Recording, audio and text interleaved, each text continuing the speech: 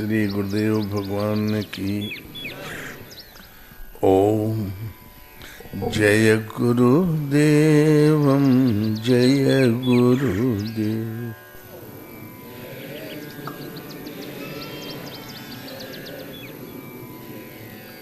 सोए पावन सोए शुभग शरीरा,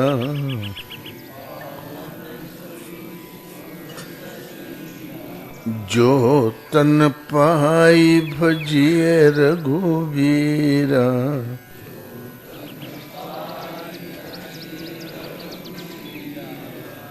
बोलो श्री राम जय जय राम।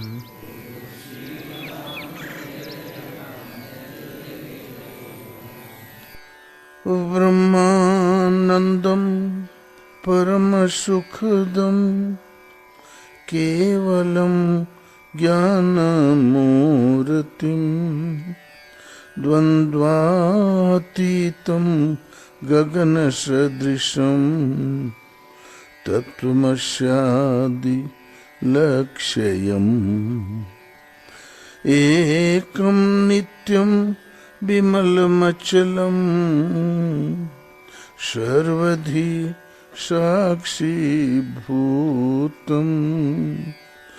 भावातीतं त्रिगुणरहितं सद्गुरुं त्वं नमामि, सद्गुरुं त्वं नमामि।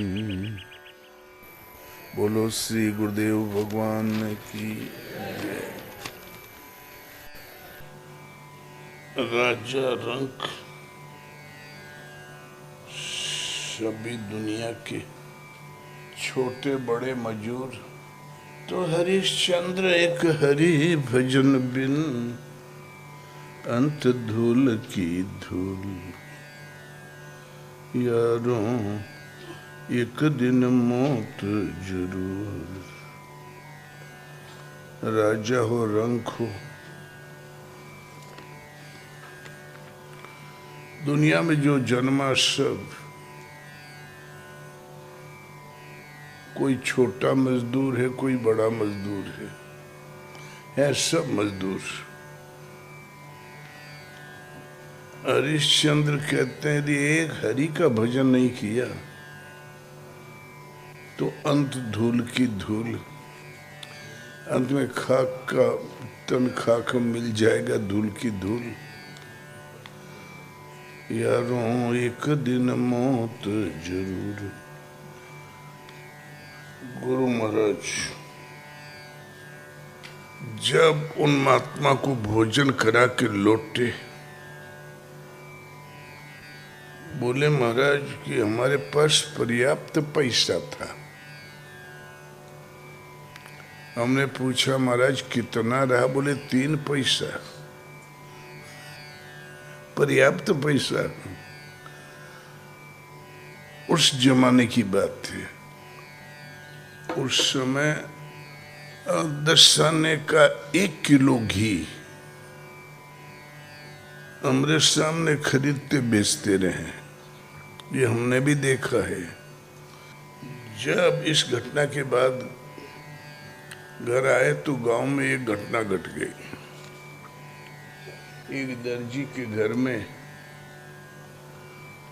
एक बहू आई। वो रईसों का गांव, वो गरीब के घर में बहू, आते जाते लड़कों के, रईसों के लड़के, ठाकुरों के लड़के। ठाकुर हो गया उतने में रईस, लेकिन वो सब 10-10 हजार बीघा जमीन थी नेपाल की तराई में हो, यहाँ सब जगह। तो माले मस्त लड़के घूम फिर के वो लड़कियां को छेड़ा करें, उस सब को डांट के भगा दिया। और गुरु महाराज उसी गली से धोखे से निकल गए। जब गुरु महाराज के स्वास्थ्य पर दृष्टि पड़ी तो पहलवान थे नामजद, आयु भी थी, तब उसने कुटिला के हाथ से चिट्ठी भेजा, बोले आप चाहें तो मैं आपसे संबंध जन्म भर रख सकती हूँ। गुरु महाराज के हमने गए गुजरे नहीं थे, हम छिंदरे नहीं थे, हमें शरीर प्यारा था, लेकिन हमने सोचा हो देखो बिंदु सिंह के लतिया दिया, फलाने के लतिया दिया, अब जेकर नाम लिए हो वहां पर वो ठाकुर है पता नहीं कौन। तो बोले फलाने बाबू, फलाने रईस, जितने गांव भरे के रईस से सबको लतिया दिया और हमको पसंद किया, हमको पसंद किया। इतना मन में आते ही भावे बदल गया। मन हो रंक जनु पारस पावा, गरीब आदमी जो पारस मणि पा गया हो। चिट्ठी महाराज पढ़ना क्या जाने, वही कुटिला से पढ़वाया। आधे बाल सफेद वाली बुढ़िया रही है कि आप चाहें तो मैं आपसे जन्म भर संबंध रख सकती हूँ। ये घना बगीचा शाम को 8 बजे उस बगीचा में मिले आप। दिन को खबर मिली 2 बजे और शाम तक का समय हमारा काटा न कटे, कब शाम हो कब जाके देखी कैसन है। सिल्किन बंडी मंगा के पहना, काने पर फूल रुखा, और देहाती गंवार आदमी को और कौन श्रृंगार करी यार। और सजत अपन ऐठत गूंठत, फिर सोचे कोई भांप न ले हमारी कुचाल को। तो बोले मैं सोचूं कोई भांप न ले। अंधेरा हुआ तो मैं चले डरात डरात, इत उत चले जनू भड़ी आई। इधर उधर देखते हुए सूने घर में जैसे कुत्ता घुसता है, ऐसे ही मैं कुत्ते की तरह इधर उधर ताकते हुए चला। महाराज बड़े साफ प्रवक्ता रहे और आधे बगीचे में पहुंच गए। तब हमें चिंता हुई, मैं कभी भयभीत होता हूँ, कभी आगे बढ़ता हूँ, कहीं पाप करने तो नहीं जा रहा हूँ। इतना मन में भाव आते ही बड़ी जोर से आकाशवाणी हुई, दिमाग चकरा गया। दिमाग ही नहीं चुपराया, पांव सुन्न हो गए, जैसे है ही नहीं हमारे पांव। शरीर बुत बन गया एकदम मुर्दा, अरे खड़ी पत्थर की मूर्ति की तरह। और काली काली आकृतियां आने लगी चारों तरफ से करीब, कि पकड़ के मार डाली, मारने के लिए आ रही थी। और महाराज भाग भी नहीं सकते, हाथ पांव शून्य हो गया। आधा घंटा ही रहा। फिर जब बाद में चुपचाप वहीं से हम लौट पड़े। महान पाप करने जा रहे हो, घोर नरक में जाओगे। इस आवाज के साथ ही आकृति आई, आवाज के साथ ही शरीर शून्य हो गया। 1 घंटा बुत बन के खड़े रहे। तो काली काली मूर्तियां आके पकड़ के खा डालना चाहती है। ये सब दृश्य 1 घंटा चला। फिर हाथ पांव हिलाया तो हिल गया, तब चल दिए। चुपचाप लौट रहे। महान पाप करने जा रहे हो, घोर नरक में जाओगे, बस लौट रहे। और बगीचे के घने अंधेरे बगीचे के जहाँ इस पार आए तो एक तालाब के पास एक खंडहर मंदिर, जिसमें बहुत 50 वर्ष से पुजारी गया ही नहीं था। उस मंदिर में, मंदिर के बाजू से जहाँ आगे बढ़ना ही चाहते थे कि आवाज आई, फिर आकाशवाणी हुई, इस मंदिर में तुम्हारे गुरु महाराज बैठे। अंदर गए, धूप अंधेरा दिया तो उसमें 50 साल से जला ही नहीं था। धूप अंधेरे में घूम के चले आए। बड़ी झुंझलाहट पैदा हुई, कौन हमारे पीछे पड़ा है, कौन जोर से बोलता है, कौन आस्ते बोलता है। आवाज आई, इसमें गुरु महाराज है, इसमें तो कोई नहीं। इतने में खांसने की आवाज आई। वास्तव में वो महापुरुष बैठे थे। तुरंत दौड़ के प्रकाश की व्यवस्था किया, गुरु महाराज को प्रणाम किया। वो थे सत्संगी महाराज। बोले, उनको हमने 50 बार रोड पे जाते देखा, लोग कहें पगला जा रहा है। मैं हूं जानत रहा हूं पागल है। भगवान ने आकाशवाणी दिया, तुम्हारे गुरु महाराज हैं। जब गुरु ही महाराज है तो बाकी क्या। साधना की विधि समझी और भजन में लग गए। वो तो भ्रमणशील आगे बढ़ गए। और मैं फिर घर नहीं गया, जंगल पकड़ लिया और एक झाड़ी में बैठ गए। 6 दिन 6 रात बगैर खाए पिए बैठे ही रह गए। जैसे जैसे गुरु महाराज ने बताया वैसे ही राम राम करने लगा। और गांव भर मिलके ढूंढे कि भैया उस्ताद कहाँ गए। वो गांव के उस्ताद तो थे ही। दृष्टि पड़ी, बोले वो बैठे, तो गए। बहुत मनाया, बोले ही नहीं। सब नखड़ा तिला जितना होता कर डाला, हिले ही नहीं, किसी और ताके ही नहीं। बोले लगता है पागल हो गया। एक ने कहा, यार वो लंगड़ू जो महात्मा रहा, उसके साथ इसको देखे। बोले उस लंगड़ू का हाथ पांव एक टूटा है, दूसरा तोड़ डालो। लड़के की बुद्धि भ्रष्ट कर दिया। अब एक 30 करीब जवान लाठियां लेके ढूंढने लगे कि लंगड़ू को ढूंढो, सत्संगी महाराज को। 1 महीना ढूंढे, पाए ही नहीं। 4-10 गांव में ढूंढ डाला और सबकी लाठियां रख गई। तब सत्संगी महाराज प्रकट हो गए। फिर इकट्ठे हुए, अरे लंगड़ू बाबा, आपने लड़के की बुद्धि भ्रष्ट कर दिया। मैं भ्रष्ट कर दिया हूं?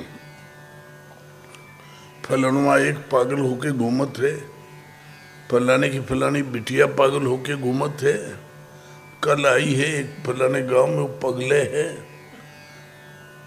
पागल पागल बनाए का हम ठेका लिए हैं। कहते बाबा जी पागल बना दियो, बुद्धि भ्रष्ट कर दियो। अब करें क्या, वो महापुरुष थे, डांट दिया, अब ठंडे हो गए। और सत्संग महाराज पर आने लगे, रहने लगे। जब महाराज रहे वहां, सत्संग महाराज रहे, तो गुरु महाराज के हमार मन भजन में ज्यादा लगे,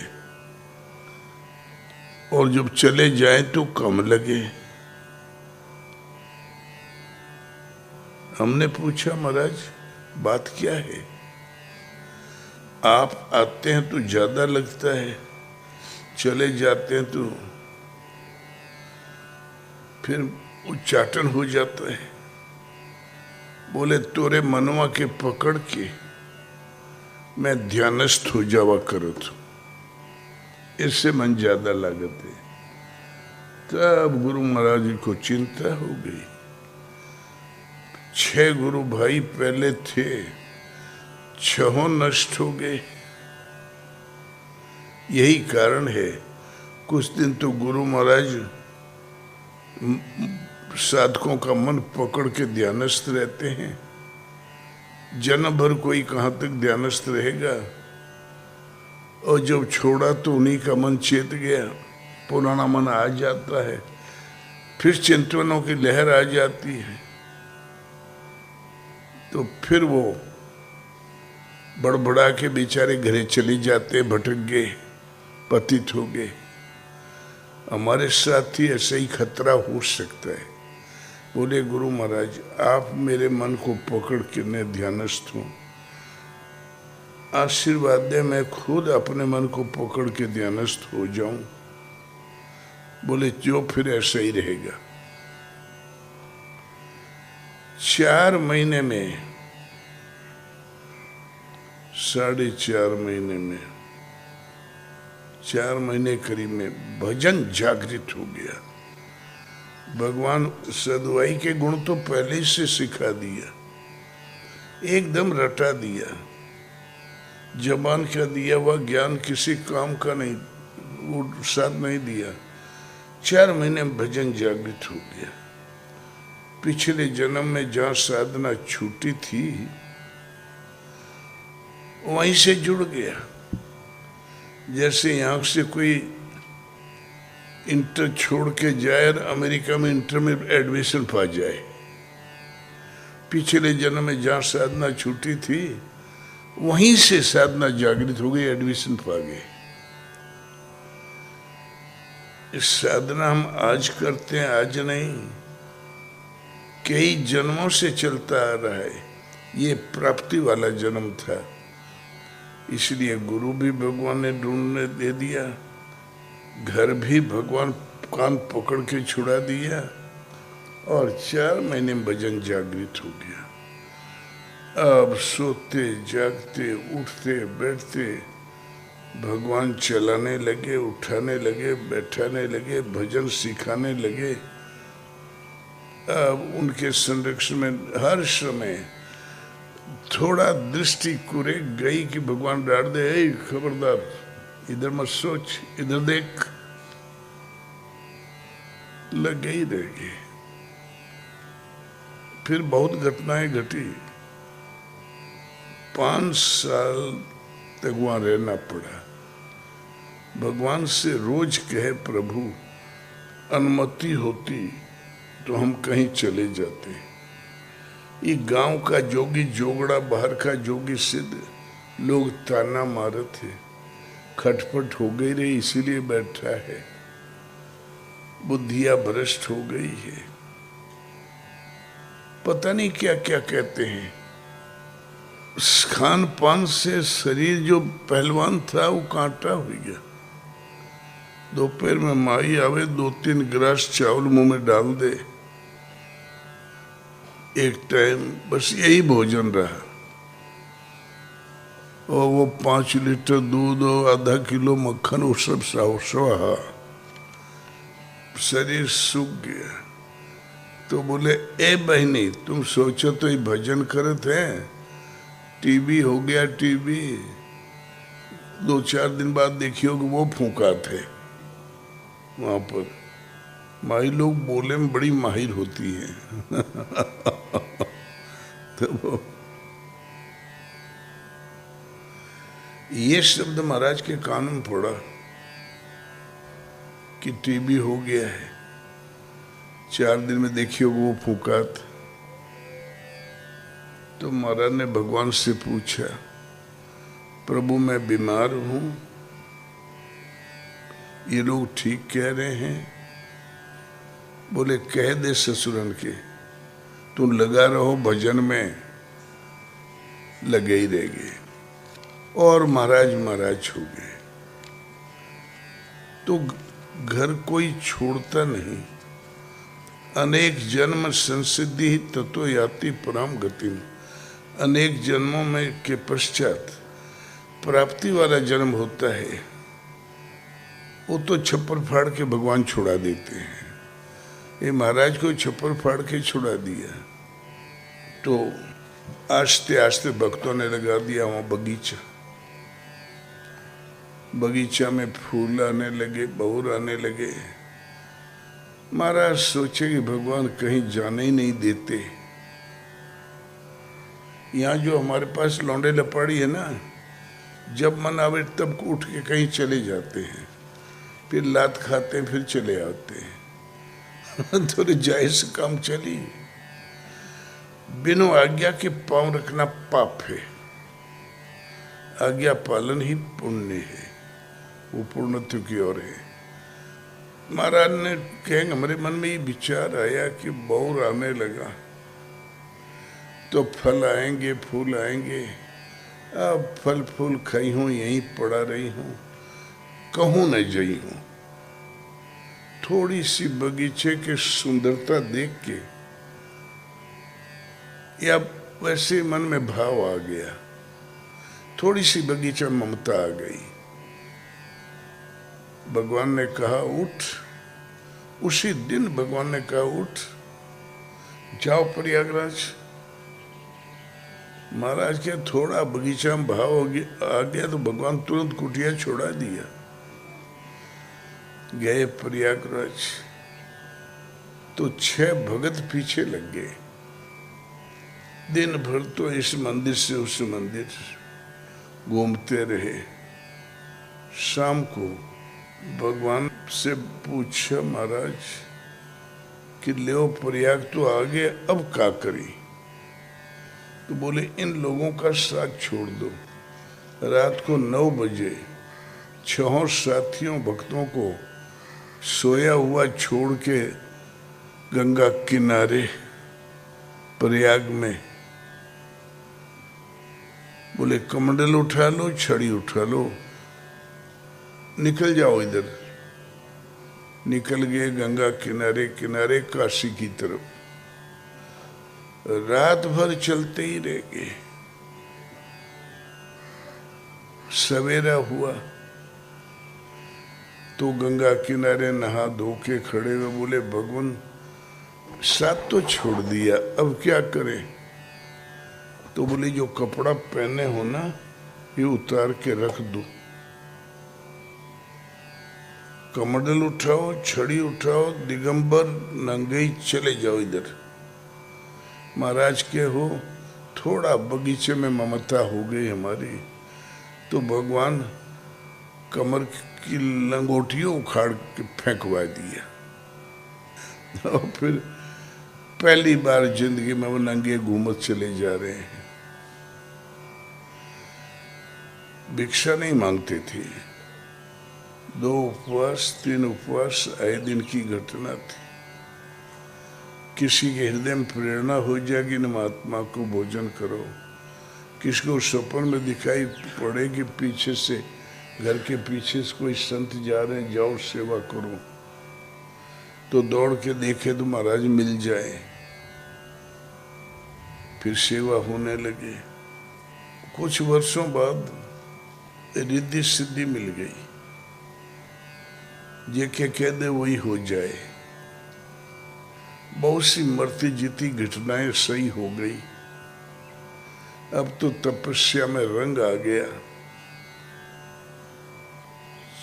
गांव वाले कहते ने पागल है, मैं जाके दिखा तो दूं गांव वालों को मैं पागल नहीं, सचूं कि ठीक हूं।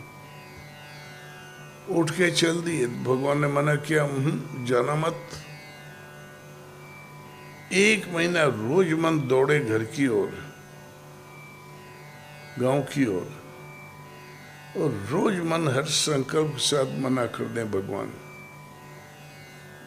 अंत में एक भगत ने एक चंवर दे दिया, घोड़ों की बाल से बना हुआ। बोले महाराज ये मक्खी उड़ाए का काम दे। तब बहाना मिल गया। इस चंवर से गुरु महाराज वो टूटे ही टंगड़ी में घाव रहे, 16 वर्ष की अवस्था में जो चोट लगी थी आयरन की मार से, वो घाव रहे, दवाई न करे, उसमें मवाद पड़ जाए, कीड़े पड़ जाए, कीड़े जमीन पे गिर जाए तो उठा के उसी गांव में डाल दे, बोले खा लो खा लो, भोग दंड बाकी है ना, खा लो।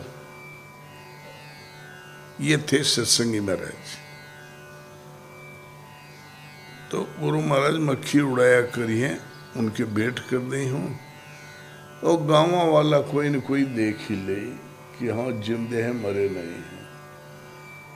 गाड़ी भर मना होता रहा। जहाँ रेलवे स्टेशन उतरे, रेलवे स्टेशन में गाड़ी थमी, तब भगवान का देख, लाख मना करने पर आ गया, चल आ तो गया, प्लेटफार्म पर डेग न धरिए तो सब कर्म हो जाए। तो महाराज कहें, शिक्षा पकड़ के बाल लटक के देखो कि कोई हमें देख ले, पहचान ले, तो लोगों के कह दे हाँ जिंदे हैं, हम देखे रहे हैं। और भगवान का मन, गांव का स्टेशन, और गांव का एक बच्चा भी नहीं वहां पर। पैसेंजर गाड़ी छकड़ छू करके स्टार्ट हो गई और प्लेटफार्म पार कर गई, स्पीड पकड़ चली। तब महाराज ने सोचा आगे तो हमें कहीं जाना नहीं है, यहीं तक तो आना था। भगवान मना करते थे, स्टेशन तो पार कर गया, चलो इधर उतर जाएं। तो गांव में न जाई हूँ, गांव के बाहर इधर से चले जाऊँ हूँ, तो शायद केहू से भेंट हो जाए तो कह दे कि हाँ जिंदे हैं। फिर वो केहू से भेंट करे की लगन लगी रही है। उतर गए, चलती गाड़ी से उतर गए। महाराज क्या हो, हम छोटा हो गए, ट्रेन तो निकल गई। तब आवाज आई, घर जाओ, तुम साधु नहीं हो सकते। एक पुतला निकला जो महाराज की साइज का, हाइट का, और बाहर खड़ा होके बोला, हाथ से इशारा किया, घर जाओ। एक पुतला। तो फिर दूसरा निकला, बोले अब यहाँ क्या खड़े हो, तो से सदवाई हुई बे ने करी, जाओ घर जाओ, देख झाड़ी के ऊपर है। तो महाराज कूद के इस पार आ गए, बोले सड़क के इस पार गांव की जमीन है, इस पार दूसरे गांव में शायद ही छूट जाए। तब आवाज आई, कहाँ भागा जाता है, कहाँ भागा जा रहा है, जो इधर खड़े, जाओ घर जा। तो उसे भजन नहीं हुई। बोले महाराज हमें किसी ने नहीं देखा है, मैं इधर इधर निकल जाता हूं। तो चले गए बिघन, बहुत दूर। आवाज आई, कहाँ भागा जाते रे, अब भागले से का हुई, जो घर तो साधु हो ही नहीं सकता। किसी ने नहीं देखा। रात को 11 बजे आके उसी कुटिया में बैठ गए। लोगों को पता चला, आके देखा, संत जी आए, भीड़ लग गई। गए थे हम सदवाई दिखाने, सबने हमारा रुलाई देखा। पूछे हम कुछ ने बताओ, खाली रुलाई ने बंद हो। भगवान नाराज हो गए इस बात की रुलाई।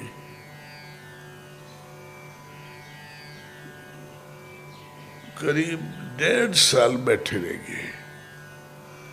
बोले अब काय पड़ा रोवो थे, रोए का तो जन्म भर पड़ी बेटा, जो घर 1.5 साल में फिर बोले भगवान मेरे प्राण निकल जाए इसी वक्त हमें मंजूर है, घर तो नहीं जाऊंगा। तब फिर 1.5 साल में भगवान खुश हो गए। बोले अब तो कबो न आई है। बोले कबो नहीं, थूक चाट उठ भाग ऐसे। तो रात को 2 बजे महाराज उठे और चल दिए। 2 बजे एक आदमी मिल गया। बोले अरे संत जी कहाँ? बोले अब जा रहे हैं। बोले भल, जब साधु हो गए हो तो रोनी शकल लेके गांव में काहे पड़े हो, काहे नाक कटाओ, तो जाओ। तो मैं भलाई वो 2 ताना मारा। गए थे सदवाई देखने, सबने रुलाई देखा। गए थे तारीफ सुनने, सबने ताना दिया और फिर निकल गए।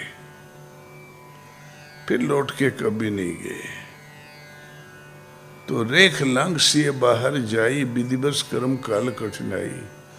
भगवान जो सीमा रेखा निश्चित कर दे, उसका उल्लंघन कर दे तो अपनी समझ से सुरक्षित जा रहा है और सीधा काल के मुंह में जा रहा है। तो बेटा मरना साधु होना बराबर है। और कोई हमारा सृष्टि में है भी, वो घर वालों के नाम पर कोई नहीं। हमसे कहा करें, घर वालों के नाम पर कोई नहीं। मरना और साधु होना बराबर बेटा। और कोई दुनिया में हमारा है, घर वालों के नाम पर कोई नहीं। ये तो गुरु महाराज का उपदेश था। आगे तो गुरु महाराज की जीवनी है। तो महाराज के हम छोड़े नहीं, भगवान कान पकड़ के ढकेल के छुड़वा दिए, मार पीट के धमका के छुड़वा दिए। सब दुनिया में जो जिंदा है, छोटे बड़े मजूर हैं। 4 दिन मन पंछी उड़ गई हैं। मन बुद्धि चित्त अहंकार चतुष्टय अंतःकरण है। मन अंतःकरण की उस परिशक्ति का नाम है जो संकल्प करता है। संकल्प के आधार पर चित्त चिंतन करता है, ये करेंगे वो करेंगे। और बुद्धि निश्चय करती है। निश्चय करने वाली परिशक्ति का नाम बुद्धि है। और निश्चय के अनुसार काम हो गया तो अहंकार कि हमने ये किया, हमने वो किया। तो मन बुद्धि चित्त अहंकार ये चतुष्टय अंतःकरण है। भजन अंतःकरण से ही होता है। अंतःकरण आदेश देता है तो शरीर आपका चलता है। अंतःकरण आदेश देता है तो बाहर कार्य होता है। तो अब जब भगवान ने घर में बोले छोड़े का मन नहीं था, घर में बहुत सुख था गुरु महाराज के। वो भगवान डंडा मार के भगाई दिए हमके। और कोई है भी घर वालों के नाम पर कोई नहीं। गए तो दोबारा लौट के भगवान बाबा मार के धकिया के दुर्दशा करके भेज दिया वापस। इसलिए जब भगवान कृपा करते हैं तो ऐसी परिस्थिति पैदा करते हैं। यही कृपा पूर्णमल पर हो गई। वो जो पढ़ के आया तो पीछे से राजा साहब ने 60 वर्ष की अवस्था में एक बिया और कर लिया। 60 वर्ष का वो बुढ़ा और ये 17 वर्ष की लड़कियां पोष मानेगी। वो दाहिने बाएं झांक रही थी। पूर्णमल जब पहुंचा पढ़ के,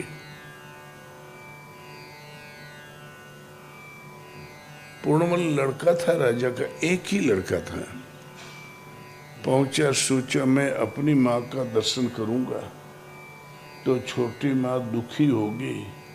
मेरे लड़का नहीं है इसीलिए मेरे पास नहीं आया। उसकी संतुष्टि के लिए पहले मैं छोटी माँ का दर्शन कर लूं। दर्शन करने गया, उसका स्टील डॉल पर्सनैलिटी, सौम्यता, बेस्ट क्वालिटी देखा, पागल हो गई। बोले तुम हमसे ब्याह कर लो। बोले मैं आपका सुपुत्र, माता वो, पिता ये, आप पीछे से आई, मैं पढ़ने गया था। बोले मानता है कि नहीं तो अभी तुम्हें फांसी दे दूंगी। राजा को शिकायत किया। बोले मैं सेवक हूं, इन चरणों की धूल हूं। बोले मैं सिर कटवा लूंगी। बोले माता पिता की सेवा में मेरा सिर काम आवे। ओह भाग्य, मेरा जन्म लेना सफल हो गया। तो सोचे इस लड़के को कैसे बस में करूं। राजा आया तो नखड़ा करके गिर पड़ी। बोले प्रिय बात क्या है? मैं सम्राट हूं, बोल किसके साथ क्या तुमने तो अपराध किया तुम्हारा।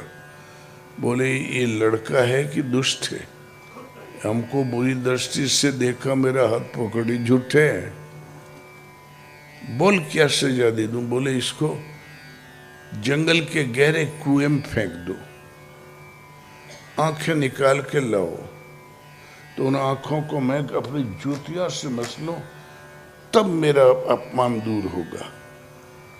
मैं महासती साध्वी।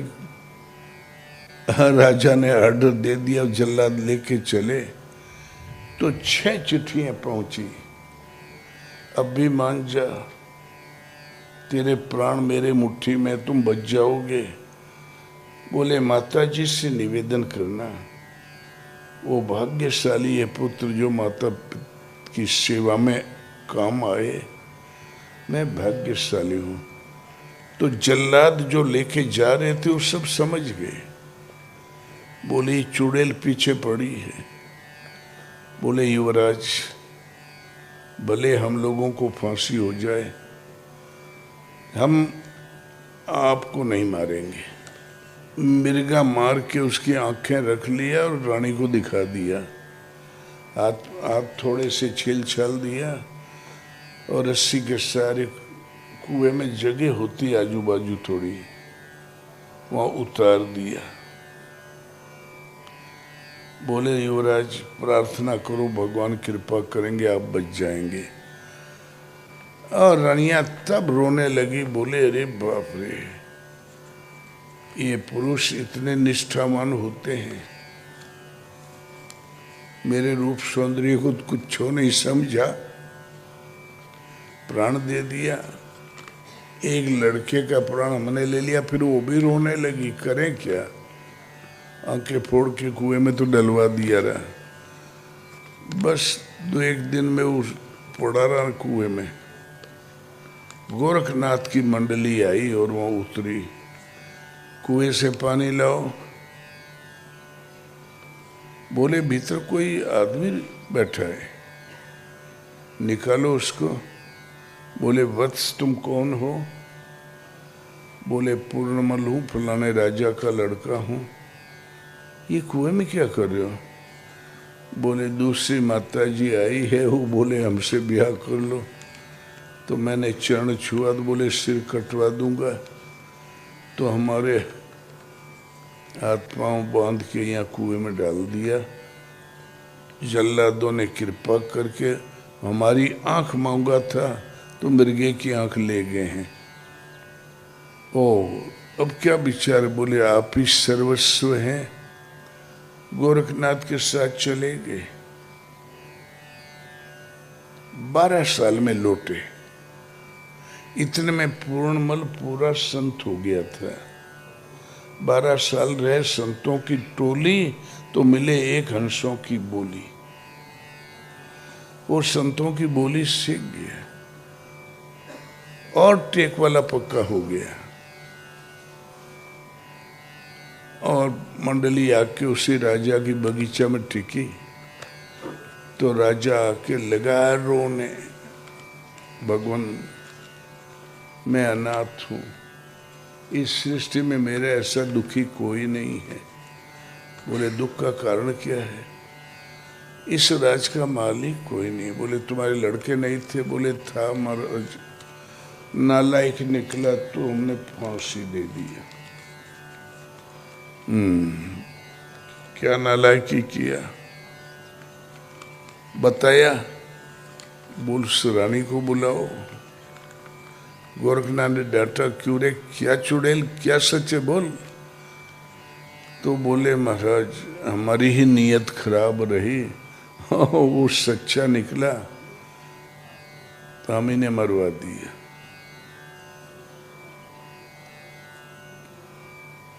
अब राजा आग बबूला हो गया।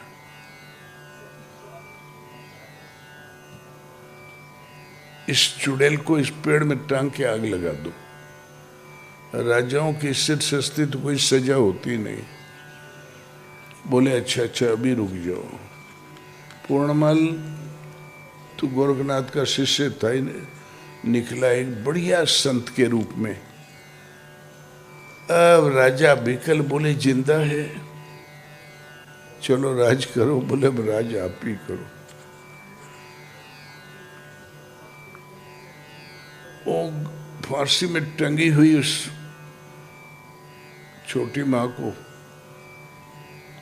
पूर्णमल ने बचा दिया।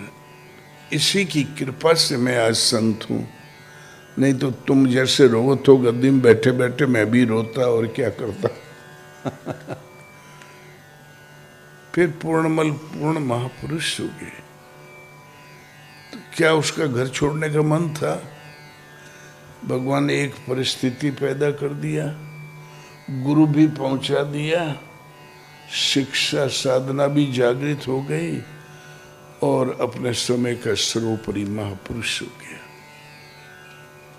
जब झटका लगता है तो फिर ले राज ले ले, राज ले ले, राज ले ले। पीछे पड़ा राजा, बोले अब तू ही राज करो।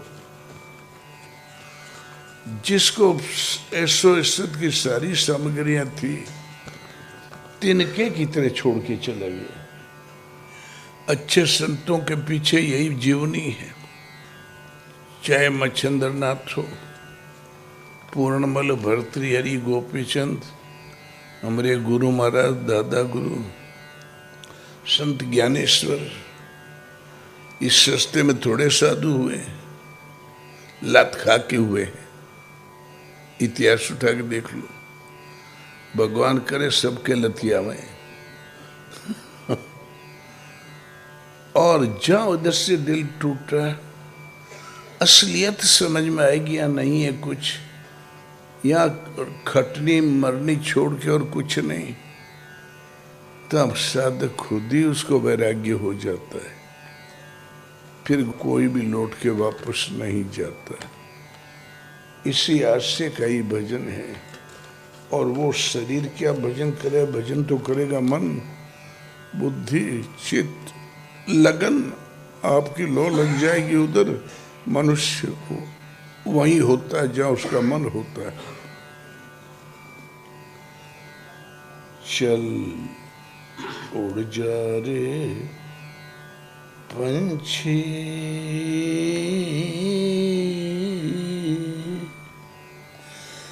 चल उड़ चल रे पंछी की अब ये देश हुआ बेगाना। अभी देश पराया हो गया, हमारा है ही नहीं। न माई हमारी है, न बाप हमारा है। सब शत्रु दिखाई पड़ने लगे। और जहां पर तुमने अपने बढ़िया ऐशो इज्जत की सामग्री जुटा रखी थी, जिससे उम्मीद कर रहा था, उस वृक्ष के पौधे तो मुरझा गए। खत्म हुए दिन उस डाली के, जिस पर तेरा बसेरा था। जिस डाल पे तू बैठा था, वो डाले तो खत्म हो गई, सूख साख के गिरने लगी सड़कें। खत्म हुए दिन उस डाली के, जिस पर तेरा बसेरा था। जब वो पेड़ बचा ही नहीं तो जाओगे कहाँ? जब तक श्वास है तब तक कहीं न कहीं रहना होता है। आज यहाँ और कल वहाँ, ये जोगी वाला फेरा था। क्या जलंधर नाथ, क्या मच्छंद्र नाथ, क्या भर्तृहरि, ये पूर्णमल हमारे गुरु महाराज पूरा भारत भ्रमण किया था योगी के लिए। ये जाति पाति तो भिक्षुवाद है, ब्राह्मणवाद है। साधकों का, संतों का तो लाइन ही नहीं इसमें। जोगी वाला फेरा था। अनजाने में हमने मुसलमानों के यहाँ खाना खाया है, फिर जान के भी खाया। यह खाना है। भगवान से पूछा अंतर क्या है? बोले थोड़ा ही है, इस खाने में थोड़ी दुर्गंध है, इन खुद खाना थोड़ा साफ। भगवान बता देते हैं, इसलिए हमें भेद नहीं रहता। केहू के नहीं रहते भेद, खाली उन्हें रहता है जो भिक्षावृत्ति से चिपके। ये तेरी जागीर नहीं थी। जन्म होने को तो कहीं भी हो सकता है। ये तुम्हारा घर है ही नहीं, जिम्मेदारी है ही नहीं। ये तेरी जागीर नहीं थी, 4 घड़ी का डेरा था। 4 घड़ी का डेरा है ये। पहली घड़ी 12 वर्ष बालपन बीतो, 20 में जवान भयो, 30 वर्ष पर माया परेरी, देश विदेश गयो।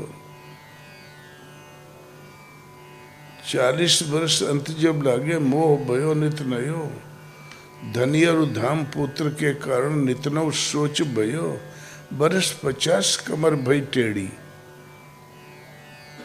पूर्वजों का कबीर के समय में कमर 50 वर्ष में टेढ़ी हो जाती रही। आप लोगों को शायद 60 में होत हुई। बुढ़ऊ खाट पड़ो लड़का महरी, बोली बोले बुढ़ऊ मरी न गयो। बालपन, किशोरावस्था, प्रौढ़ावस्था, वृद्धावस्था, 4 दिनों के 4 दिन है। तो सदा इस दुनिया में कोई तो नहीं बचा। राम हुए, कृष्ण हुए, कोई तो दिखाई नहीं देता। सदा रहा है इस दुनिया में किसका वो दाना। चल उड़ चल रे पंछी कि अब ये देश हुआ बेगाना। और मनुष्य जब से होश संभालता है, लग जाता है जोड़ने में। तूने तिनका चुन कर नगरी एक बसाई। कुछ न कुछ बना ही देता है। बारिश में तेरी भीगी पांखें, धूप में गर्मी खाई। तुमने एक नगरी बसा दी, इष्ट मित्र सब कुछ पैदा कर लिए। शत्रु हम बनाते नहीं, बन ही जाते। बतासा गुरु कहे कि दरवाजे पर 4 ट्रक ईंटा गिरा दो, गांव भर दुश्मन हो जाएगी। इस सरवा पक्की काहे बनाओते। और अत्यंत खूब ठीक ठाक धूमधाम से हो गया। तो बारिश में तेरी भीगी पांखें, चलना मुश्किल हो जाता है। न तो पुतो लड़का पड़ोसी भाई चारों तरफ से खींचने लगते हैं। बहुत बड़ा सेठ आए, बोले महाराज विदेश में 4 फैक्ट्रियां हमारी, हर बड़े शहर में शोरूम यहाँ हमारा। लीलावती अस्पताल हमने बनवाया। तो 3-4 भाई और थे, वो 6-6 साल के थे, 6-4-6-3, उनको पढ़ाया लिखाया, बड़ा किया, कारोबार संभला दिया। अलग करने को मार कर रहे हैं महाराज। हम बोले बच्चे कितने हैं आपको? बोले 2। वो क्या कर रहे हैं? फर्स्ट क्लास कमा खा रहे हैं। और अपनी जीवनी बताया, 2 रुपए में हमने कारोबार शुरू किया, इतना पहुंचा दिया। हम बोले जिसका पिता 2 रुपए से इतना कारोबार बढ़ा दिया, उसके बेटे कमाते खाते हैं, भूखे मर जाएंगे? लेते हैं, लेने दो, हार्ट अटैक हो जाएगा, मरो जाई हो कल। बोले महाराज 2 बार हो चुका। तो हम बोले 1 चांस और। बोले बस महाराज, आज से मैं चिंता नहीं करूंगा। फिर काफी समय जिए, फिर सही छूटना ही था एक दिन। तो अतिवृष्टि होगी तो भीगी पाखें, और कम पड़ गया तो घाम, प्रकृति की धूप लगने लगी। अब धूप में गर्मी छाई। आखिर जो हमने अर्जित किया हमारे काम तो नहीं आई। गम न कर जो तेरी मेहनत ओ तेरे काम ना आई। अच्छा है कुछ ले जाने से, देकर ही कुछ जाना। चल उड़ चल रे पंछी की अब ये देश हुआ बेगाना। गम न करके तुम्हारी मेहनत तुम्हारे काम में आई। कल शरीर छूटना तो आज इकट्ठाई करके क्या कर लोगे? अच्छा है कुछ ले जाने से, और धंधा पानी विचार जितना मनुष्य का चित्त जहां जहां उलझा रहता है, उतनी योनि आगे प्राप्त करता है। तो अच्छा है कुछ ले जाने से, ये संस्कार यही छूट जा तो अच्छा। सब छोड़ दो, सबको दे दो, न्यूट्रल हो जाओ। देख रही कुछ जाना, सब दे दो तो कम से कम मन में उनके प्रति आसक्ति नहीं रह जाएगी। तो भविष्य में संस्कार नहीं पड़ेंगे, तुम्हारा कल्याण होगा। भूल जा अब वो मस्त हवाएं, जब उछल उछल के खूब पैदा करके खूब चारों तरफ बगीचा बढ़ा रहा था। भूल जा अब वो मस्त हवाएं, उड़ना डाली डाली। आजकल हमारी जीतू उड़ता है, क्षण में कलकत्ता, क्षण में पहुंच गया दिल्ली, क्षण में राजस्थान, क्षण में बंबई। अब 4 चक्कर मार के चला है। उड़ना डाली डाली, जग की आंख का कांटा बन गया। चल तेरी मस्तानी, और जितना ही कमाओगे, जितना उछलोगे, तो तुम्हारी ये उछलना मस्तानी चाल है, वो दुनिया में एक अखरे लागत है। एक पंडित रहे वहाँ के बनारस हवाई अड्डे के पास के कहीं के, तो 2 भाइयों को छोटे छोटे पढ़ा लिखा के काम में लगा दिया। एक को तो रेलवे में अफसर बना दिया। उनके लड़के रहे 2-3, उनको भी बीए वगैरह पढ़ा दिया। फिर सर्विस छोड़ के चले गए गांव। 2 बीघा खेत था, पैतृक संपत्ति करीब 15 बीघा बना लिया और फर्स्ट क्लास घर बनवा दिया, बाहर बैठका बना दिया। गए, बोले भी बैठका में पड़ा रहूंगा, सब तो सक्षम है। गए तो हालचाल बताया, सब खुश हुए। पैसा फंड मिला था, यहाँ जरूरत थी नहीं, यहाँ पर हमने बैंक में डाल दिया। एक दिन बोले मैं जाऊं जरा बैंक से निकाल लूं, निकालने चले गए। निकाल के जरूरत तो थी नहीं घर में, वहीं फिर जमा कर दिया।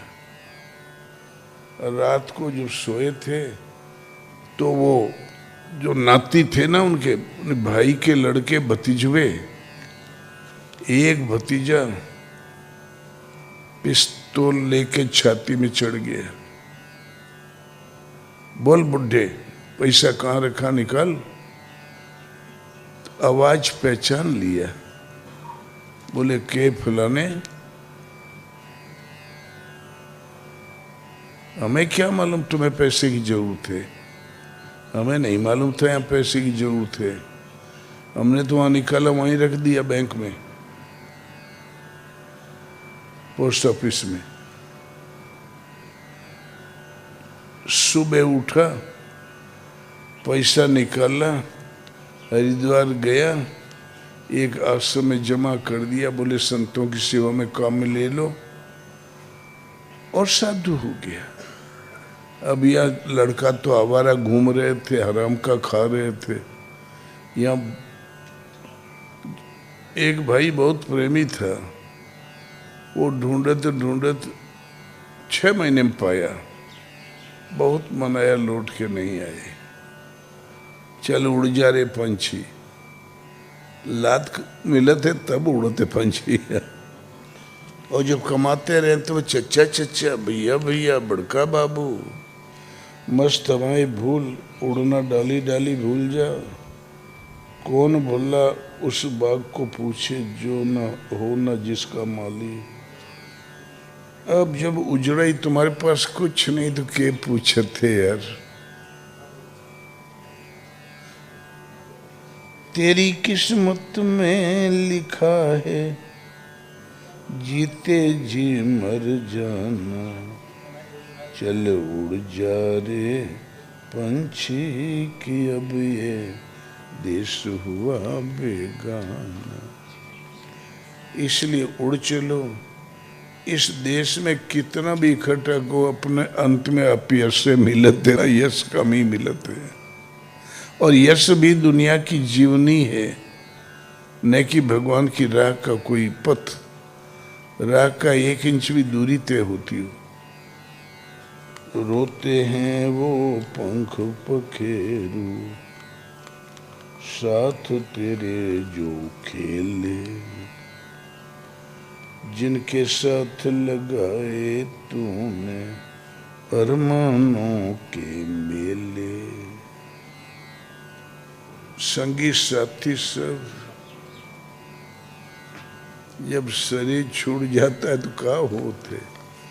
रोते हैं वो ये पंख पखेरू, साथ तेरे जो खेले, जिनके साथ लगाए तूने अरमानों के मेले।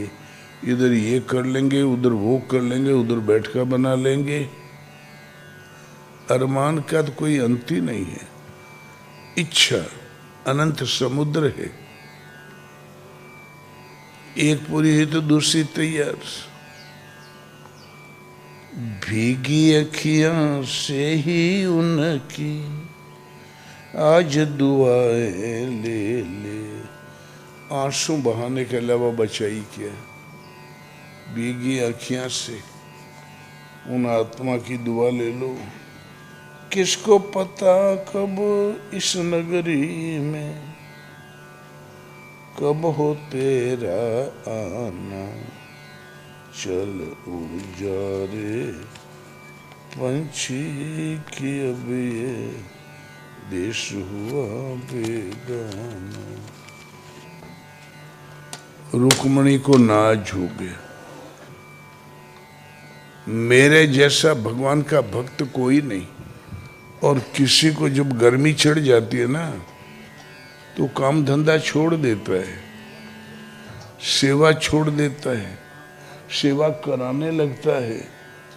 तो भगवान को टाइम टेबल से सामान देना भी कम हो गया। नारद जी पहुंच गए।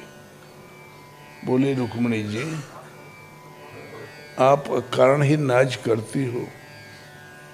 भगवान का अंतरंग भगत मेरा ऐसा कोई नहीं, किंतु भगवान कृष्ण के हृदय में जो स्थान गोपियों का है उसका चौथाई भी आप पटरोनियों के लिए नहीं है।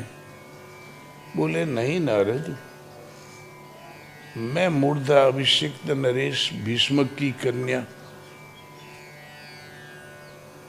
और वो गंवार ग्वाली ने गोरू गोबर फेंके वाली, दूध दुहे वाली, मट्ठा मत्ते मत्ते छींटे लगे रहते, कपड़ों में कपड़ा गंधात रहे थे। उन गंवार ग्वालिनों का मेरा क्या मुकाबला। बोले कुछ भी कहो, सभा सोसाइटी में इष्ट मित्रों में कभी आप पटरानियों का नाम हमने सुना ही नहीं। जब देखो तब गोपियां गोपियां गोपियां, राधा ग्वाल, भगवान के जबान पर इतना ही रहता है। और जब गोपियों का नाम लेते हैं भगवान, राधा इत्यादि का, भगवान की आंखों में अश्रु आ जाते हैं,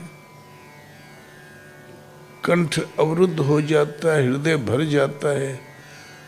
आप पटरानियों का नाम सुनने में मिला नहीं। नारद थे, चाबी भरने तो आए ही थे, भर दिया। खफा हो गई तो बड़ा ऐसा मुंह फुला लिया रुक्मणी ने। आप जेवर इधर फेंका, दुपट्टा इधर फेंका, बाल जो कायदे से टिप टाप बांधे रही है, अरे बांध तो हम रस्सी से देंगे, महारानियां ठहरी ना, सोने की सीकों से बांधते हैं। सब फेंक दिया, मणियां उतार के फेंक दिया। और बीच आंगन में सब देखें कि वो फेंक रही है। कृष्ण भगवान भी देख रहे थे। मचलती हुई चली जा रही थी। कृष्ण ने पूछा, भाई अजीब नजारा है, कहीं नारद से तो भेंट नहीं हुआ? तो बोले भगवान नारद जी रुक्मणी का आज बड़ा लंबा सत्संग हुआ है। तो बोले जल्दी करो, कंबल लाओ, रजाई लाओ, हमें ओढ़ाओ, मुंह लटका के बैठ जाओ। यह बच्चे का उपाय है। अब वैद, डॉक्टर, हकीम सब फेल। रुक्मणी सोचा, मैं यहाँ एकांत में कोपा भवन में पड़ी रह जाऊंगा, हमें मनाएगा कौन? भगवान की तो तबीयत ही नहीं खराब है, डॉक्टर ने जवाब दे दिया, वो रही नहीं तो हमें क्या मनाई? पहले जाऊं, वो ठीक हो जाए तब को भवन में जाऊंगी। वो भी टिप टाप होके ढांप मूंद के चली आई। नारद भागते हुए आए, बोले प्रभु ऐसी कौन बीमारी होगी? बोले पूछो मत, ये मस्तिष्क ज्वर है, इसका तो कोई इलाज ही नहीं है। ऐसे बहुत रोग पहले आए थे जिनका कोई इलाज नहीं था, आज वो रोग सामान्य है।